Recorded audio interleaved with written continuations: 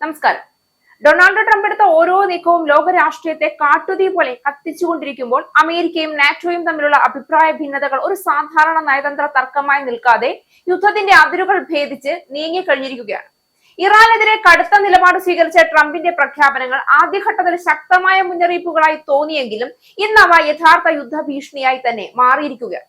മധ്യപൂർവേഷ്യയിലെ കടൽപാതകളും എണ്ണ വ്യാപാരവും ആധിപത്യം ഉറപ്പിക്കാനുള്ള പോരാട്ടമായി മാറിയ ഈ സംഘർഷം നിയന്ത്രണാതീതമായ അവസ്ഥയിലേക്ക് നീങ്ങുന്നുവെന്ന ആശങ്ക ഇതോടെ ഉയരുകയാണ്.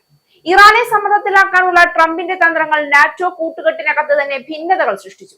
ചില യൂറോപ്യൻ രാജ്യങ്ങൾ അത് തുറന്നു പറഞ്ഞ യുദ്ധവിരുദ്ധ നിലപാടുകൾ സ്വീകരിക്കുമ്പോൾ അമേരിക്കയുടെ ഏകപക്ഷീയമായ നീക്കങ്ങൾ ആഗോള സഹകരണത്തെ തന്നെ ചോദ്യം ചെയ്യുകയാണ്. ഈ സാഹചര്യത്തിൽ യുദ്ധം ഇപ്പോൾ ഒരു പരീക്ഷണ ഘട്ടം പിന്നിട്ട് പ്രവർത്തന ഘട്ടത്തിലേക്ക് കടന്നുവെന്നാണ് വിദഗ്ധർ വിലയിരുത്തുന്നത്.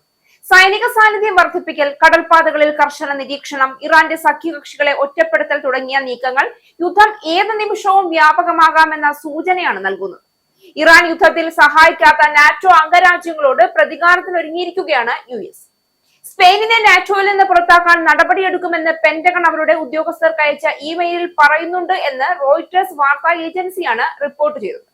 വാർത്ത പുറത്തു വന്നതോടെ അംഗരാജ്യത്തെ പുറത്താക്കാനോ അംഗത്വം റദ്ദാക്കാനോ വകുപ്പില്ല എന്ന് നാറ്റോ വ്യക്തമാക്കിയിട്ടുണ്ട്. ബ്രിട്ടനോടുള്ള പ്രതികാര നടപടിയുടെ ഭാഗമായി ഫ്രാക്ലാൻഡ് ദ്വീപുകൾക്ക് മേൽ അവരുടെ അവകാശം അംഗീകരിക്കുന്ന US നിലപാട് പുനഃപരിശോധിക്കണമെന്നാണ് പെന്റഗൺ ഇമെയിലിലെ നിർദ്ദേശം. അർജന്റീനയും അവകാശവാദം ഉന്നയിക്കുന്ന ദ്വീപാണിത്. USഉം ഇസ്രയേലും ചേർന്ന് ഇറാനെ ആക്രമിച്ചപ്പോൾ പിന്തുണയ്ക്കാതിരുന്ന നാറ്റോ അംഗരാജ്യങ്ങളെ പ്രസിഡന്റ് ഡൊണാൾഡ് ട്രംപ് വിമർശിച്ചിരുന്നു. ഇറാൻ അടച്ച ഹോർമോസ് കടലിടുക്ക് തുറക്കുന്നതിന് നാറ്റോ സഹായിക്കുന്നില്ല എന്ന പരിഭവവും ട്രംപിനുണ്ട്. ഇറാനെ ആക്രമിക്കുന്നതിന് സ്പെയിനിലെ വ്യോമ നാവിക താവളങ്ങൾ ഉപയോഗിക്കാൻ അനുവദിക്കില്ല എന്ന് സ്പാനിഷ് പ്രധാനമന്ത്രി പെട്രോ സാഞ്ചസ് വ്യക്തമാക്കിയിരുന്നു. യുദ്ധത്തെ പിന്തുണയ്ക്കുന്നില്ല എന്നും ഹോർമൂസിലെ USന്റെ നാവിക ഉപരോധത്തിൽ സഹകരിക്കില്ല എന്ന് ബ്രിട്ടനും തുറന്നു പറഞ്ഞിരുന്നു. അതേസമയം ഈ കടുത്ത നിലപാടുകൾക്ക് പിന്നിൽ മറഞ്ഞ ഒരു ഭയമുണ്ട് എന്ന വിലയിരുത്തലും ഇപ്പോൾ ശക്തമായി പുറത്തു വരികയാണ്. നേരിട്ട് യുദ്ധത്തിൽ ഏർപ്പെട്ടാൽ അതിന്റെ ആഘാതം അമേരിക്കയ്ക്കും നാറ്റോയ്ക്കും തന്നെ തിരിച്ചടിയാകുമെന്ന തിരിച്ചറിവാണ് ഇപ്പോൾ സൂക്ഷ്മമായ കരുതൽ നടപടികളിലേക്ക് അമേരിക്കയെ നയിക്കുന്നത്. സൈനിക ശക്തി പ്രദർശിപ്പിക്കുമ്പോഴും യുദ്ധം പൂർണ്ണമായി പൊട്ടിപ്പുറപ്പെടാതിരിക്കാനുള്ള നിയന്ത്രിത ആക്രമണ രീതികളാണ് അമേരിക്ക സ്വീകരിക്കുന്നത്. സാമ്പത്തിക ഉപരോധങ്ങൾ ശക്തിപ്പെടുത്തുകയും നയതന്ത്ര ചർച്ചകൾക്ക് തുറന്ന വാതിൽ നിലനിർത്തുകയും ചെയ്യുന്ന ഈ ഇരട്ട നയം ശക്തിയുടെയും ഭയത്തിന്റെയും ഇടയിൽ തുലനം കണ്ടെത്താനുള്ള ശ്രമമായാണ് വിലയിരുത്തേണ്ടത്. ഇപ്പോഴത്തെ യുദ്ധാന്തരീക്ഷത്തിൽ ഏറ്റവും ശ്രദ്ധേയമായത് ലോകശക്തികളുടെ മനോഭാവമാണ്.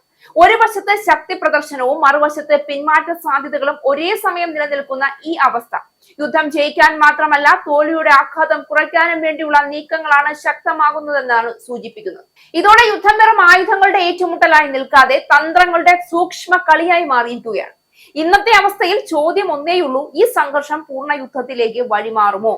അല്ലെങ്കിൽ ഭീഷണിയും കരുതലും തമ്മിലുള്ള ഈ സൂക്ഷ്മ ബാലൻസ് ലോകത്തെ ഒരു വലിയ ദുരന്തത്തിൽ നിന്ന് രക്ഷിക്കുമോ? ട്രംപിന്റെ നീക്കങ്ങൾക്കും അതിനെതിരായ ആഗോള പ്രതികരണങ്ങൾക്കുമിടയിൽ രൂപപ്പെടുന്ന ഈ സങ്കീർണ സാഹചര്യം അടുത്ത ദിവസങ്ങളിൽ ലോക രാഷ്ട്രീയത്തിന്റെ ദിശ തന്നെ നിർണ്ണയിക്കാൻ പോവുകയാണ്.